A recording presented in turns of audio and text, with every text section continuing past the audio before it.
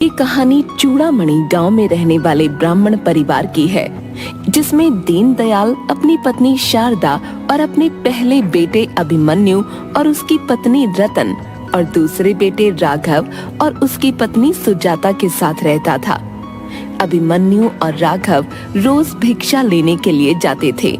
एक दिन काफी समय हो जाने के बाद भी जब अभिमन्यु और राघव दोनों घर नहीं पहुँचे, तो राघव की पत्नी सुजाता और अभिमन्यु की पत्नी रतन उन्हें व्याकुल होकर गांव में ढूंढने लगे। चाचा, आपने इन्हें और जेठ जी को कहीं देखा है? नहीं बेटा, आज तो वे आए ही नहीं भिक्षा के लिए। वैसे बिटिया, का हो गयो? कुछ नहीं चाचा, सुबह से ये और जेठ जी दोनों घर से साथ निकले थे, पर अभी तक घर नहीं लौटे हैं। कहाँ देख लिया उन्हें? कहीं पूजा करबे के काजे तो नहीं बैठ गए?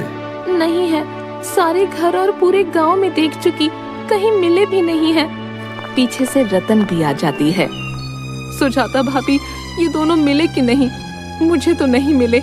मैंने हर घर गली सब जगह देखा, सबसे पूछ भी लिया, पर कहीं नहीं मिले। ये कहीं चले तो नहीं गए हमसे रूठकर? तभी पास से एक लड़का योगेश आता है। भाभी, आप रो क्यों रही हो? भाभी, हिम्मत रखो, यह दोनों यहीं आसपास के गांव में ही होंगे। अरे भाभी, मैंने दोनों को गांव के तक्षक मंदिर वाले रास्ते पर जाते हुए देखा था। योगेश की बातों को सुनकर सुजाता और रतन दोनों घबरा जाती हैं। बेटा, आप दोनों घर चली जाओ, अब शाम हो गई है। वैसे भी शाम का समय हो गया है। तक्षक राक्षस रात में आ जात है, जल्दी जाओ। आखिर तक्षक है कौन और सब लोग उससे डरते क्यों हैं? तक्षक मौत का दूसरा नाम है। लोग खजाने के लिए उस मंदिर में चले जाते हैं। तक्षक लोगों की जान क्यों लेता है? तक्षक मोगी देवी की पहली संतान थी। तक्षक बहुत लालची था। उसने देवी के सारे सोने को हड़प लिया था, और जैसे ही तक्षक अनाज को हड़पने वाला था, सारे देवी देवताओं ने उस पर हमला कर दिया और अपनी संतान को देवी ने बचाने के लिए शर्त रखी। और वो शर्त थी कि कोई भी तक्षक की पूजा नहीं करेगा और सब तक्षक को भूल जाएंगे। चूड़ामणि गांव के लोगों ने तक्षक का मंदिर बनाया और उसकी पूजा की, जिसकी वजह से सभी देवी देवता क्रोधित हो गए। और तब से लेकर आज तक देवी देवताओं का गुस्सा चूड़ामणि गांव पर बारिश बनकर बरस रहा है। लेकिन लोगों के द्वारा मंदिर बनाए जाने पर तक्षक बहुत खुश हुआ और खुश होकर उसने अपना सारा सोना मंदिर को समर्पित कर दिया। क्या वो सोना अभी भी उस मंदिर में है? हाँ, ऐसा कहा तो जाता है कि उस सोने को पाने की तलाश में कई लोग वहाँ गए, पर वापस नहीं आए। वह दोनों उनकी बात को सुनकर घर जाकर पिताजी को सारी बात बताती है। सुजाता पिताजी को बताती है, योगेश कह रहा था कि ये और जेठ जी तक्षक मंदिर की तरफ जाते हुए दिखे थे। जाने कहाँ चले गए दोनों? चलो, मैं उन्हें ढूंढने सुबह जाऊंगा। वैसे भी इस वक्त निकलना ठीक नहीं होगा। ठीक है पिताजी। रुको, ये बात तुम दोनों अपनी माँ को मत बताना, नहीं तो वो दुखी हो जाएगी। सुबह होते ही वह दोनों बच्चों को ढूंढने निकल जाता है। वहाँ रास्ते में काफी तेज बारिश हो रही थी। बूढ़ा होने की वजह से धीरे और कांपते हुए चल रहा था। तभी रास्ते में एक दुकान दिखती है। दीनदयाल ब्राह्मण दुकानदार से पूछता है, आपने किसी दो भिक्षुक ब्राह्मणों को देखा है? हाँ, मैंने उन्हें कल भिक्षा दी थी। तभी वो दोनों किसी मंदिर और धन की बात कर रहे थे। कौन सा मंदिर? मंदिर का क्या नाम था? मुझे नहीं पता। जल्दी जाओ यहाँ से, सुबह सुबह काम भी नहीं करने देते हैं। वह आगे चला जाता है।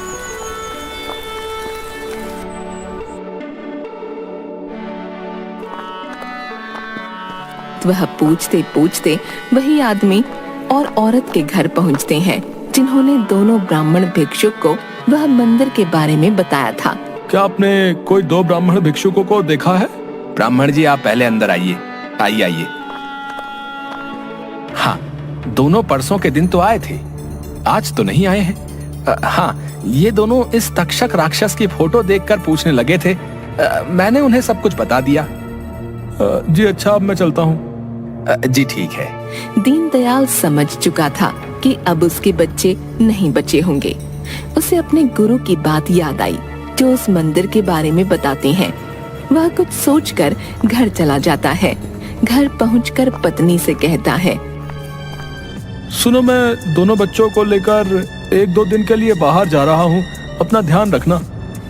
दीनदयाल अपने झोले में पूजा पाठ का सामान और एक तस्वीर रखकर मंदिर की तरफ चला जाता है। रास्ते में वह अपने गुरु के बताए हुए बातों को याद करते हुए चलता है, बीते हुए समय की गुरुजी की बात को सोचते हुए। गुरुजी, ये तक्षक रक्षक और उसके जो सैनिक हैं, उन्हें हराने का कोई तो रास्ता होगा। हाँ, उसके लिए हमें आटे से बनी गुड़िया चाहिए होगी। इसी के साथ गुरुजी उसे बहुत सारी बातें बताते हैं। वह बातें अभी तक दीनदयाल को याद होती हैं। वह मंदिर में पहुंच जाता है। दीनदयाल जैसे ही अंदर जाता है वैसे ही वहां काला धुआं उठने लगता है, जिससे उसकी नाक में अजीब सी महक भर गई। वह आगे देखता है कि जमीन पर एक सितारा बना हुआ है। उसे इस सितारे के बारे में मालूम था। उस अंधेरे कमरे में वैसे तो कोई नहीं दिख रहा था, पर उसे वहां कई लोगों के होने का एहसास हो रहा था। उसने नजर उठाकर देखा तो छत पर एक साया सा था, जैसे काला धुआं सा वह अजीब आकार ले रहा था। साया बहुत अजीब आवाज कर रहा था। उसने कांपते हुए लालटेन जलाई तो कोई नहीं था। पूरा मंदिर मुर्दा खामोशी से गूंज रहा था। उस धुएं की वजह से उसे भ्रम पैदा हो रहे थे। उसे एकदम से ऐसे लगा कि कोई बर्फ सा ठंडा हाथ उसे पीछे से खरोंच रहा हो। वह तेजी के साथ हड़बड़ाकर पीछे मुड़ा। वहां पर कोई नहीं था। साथ ही मुख्य दरवाजा धड़ाम से बंद हो जाता है। वह तेजी से जाकर खोलने की कोशिश करता, पर कोई फायदा नहीं होता। जैसे ही वह वापस तक्षक की मूर्ति वाले रूम में जाने की कोशिश करता, वैसे ही उसके पैर में कुछ फंस जाता है, जिसके कारण वह गिर जाता है। वह जैसे तैसे उठकर संभलता है। किसी की पीछे से आवाज आती है, अभी तो बहुत कुछ बाकी है, चले जाओ, यहाँ से चले जाओ। दीनदयाल जम जाता है। वह डर रहा था। उसे कई तरह की आवाजें आ रही थीं। उसके सामने एक भेड़िए की शक्ल का इंसानी शरीर वाला एक सैनिक दिखता है। फिर वह छिप जाता है। उसे फिर से आवाज आती है। यह सुनकर वह नहीं जाता। उसे अपने बेटों का चेहरा बार बार दिखाई देता। वो मन मारकर आगे बढ़ने लगता। रास्ते में हड्डियां और मांस उसे दिखाई दे रहे थे।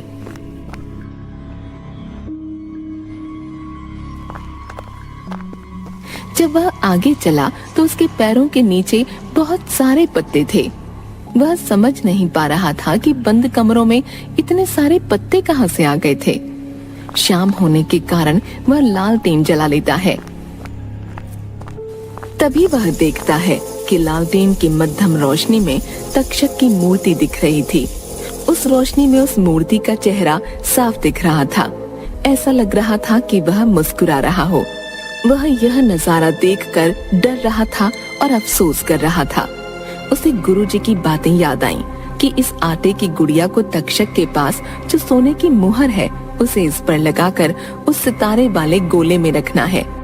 उसे किसी भी तरह येती वाले सितारे के गोले में सोने की मुहर के साथ इस आटे की गुड़िया को वहां तक पहुंचाना था। जैसे ही वह सिक्के को निकालता है और गुड़िया पर लगाता है, वैसे ही तक्षक मूर्ति तक्षक में बदल जाती है। इससे बचने के लिए दीनदयाल मोंगी देवी की तस्वीर तक्षक के सामने कर देता है, जिसके कारण तक्षक कमजोर होने लगता है। उसके हाथ से सिक्का नीचे गिर जाता है। दीनदयाल सिक्का उठाकर भागने लगता है। उसे पकड़ने के लिए सैनिक मानव शरीर पर भेड़िए के चेहरे वाले उसके पीछे लग जाते हैं। जैसे ही सारे सैनिक उसके पीछे आते हैं, वह उसकी थैली में से दूसरी आटे की गुड़िया निकालकर सैनिकों के सामने फेंक देता है। उस अनाज की गुड़िया को वो खाने लगते हैं। साथ ही वह कुछ अन्न के दाने मंत्र पढ़कर सैनिकों पर फेंक देता है। ओम फट एम भाबर भुगी भागनी भागोदरी ओम फट स्वाहा।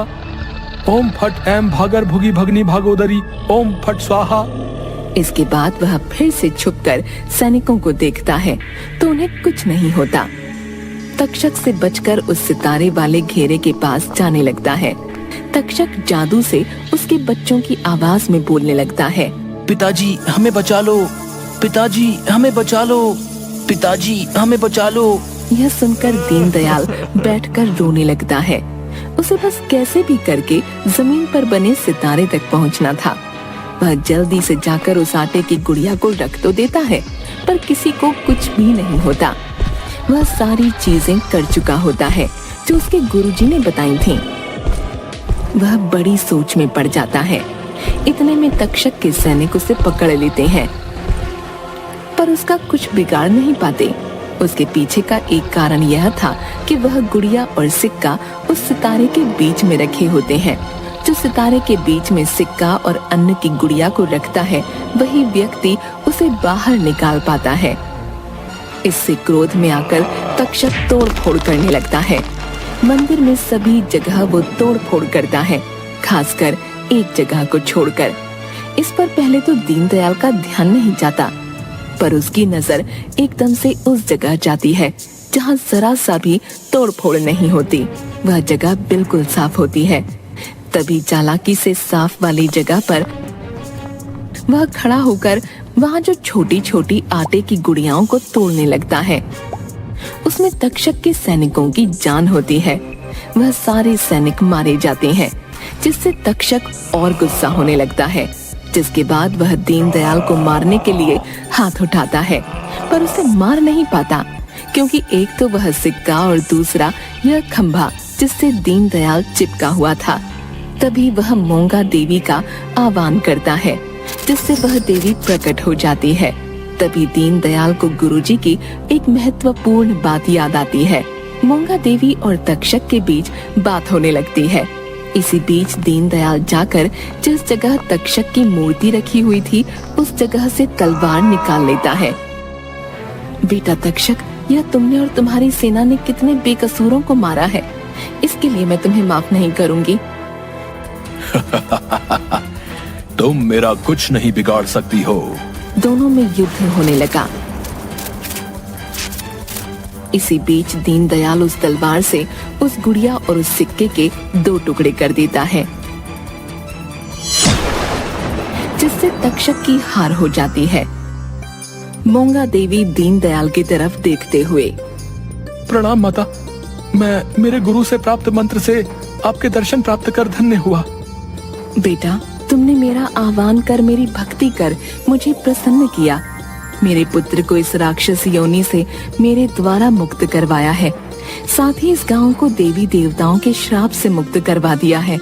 बताओ तुम्हें क्या चाहिए? आपके दर्शन प्राप्त कर धन्य हुआ। माँ, मुझे मेरे दोनों बच्चे वापस दे दीजिए। मैं उनके बिना नहीं जी सकता। साथ ही इस धन को भी आप वापस अपने साथ ले जाइए। इतना कहकर दीनदयाल चुप होकर आंखें बंद कर लेता है। तथास्तु, सुखी रहो और धन्य धान से फलो और फूलो। इतना कहते ही दीनदयाल आंखें खोलता है और पाता है कि वह मंदिर के बाहर खड़ा है और लोग जो उस धन के लालच में अंदर मारे गए थे, वह सभी जीवित होकर वापस बाहर आने लगे थे। उनमें उसके दोनों बेटे अभिमन्यु और राघव भी आते हुए दिखते हैं। दोनों पिता को गले लगाते हैं। मुझे माफ कर दीजिए पिताजी, मैं पैसों के लालच में आ गया था, जिसके कारण ये सब हुआ। अब मैं कभी लालच नहीं करूंगा। कोई बात नहीं बेटा, चलो अब घर चलते हैं। माँ तुम्हारा रास्ता देख रही होगी। तीनों मिलकर अपने घर चले जाते हैं। घर पहुंचने के बाद वो देखते हैं कि वहाँ झोपड़ी की जगह एक हवेली बनी हुई थी। दीनदयाल देखता है कि उसमें से उसकी पत्नी व दोनों बहुएं आती हैं। ये क्या है? हमारा घर कहाँ है? यह देवी के चमत्कार से हुआ है। दीनदयाल को उस मंदिर के अंदर के माता के आशीर्वाद की बात याद आती है और सभी खुशी खुशी रहने लगते हैं।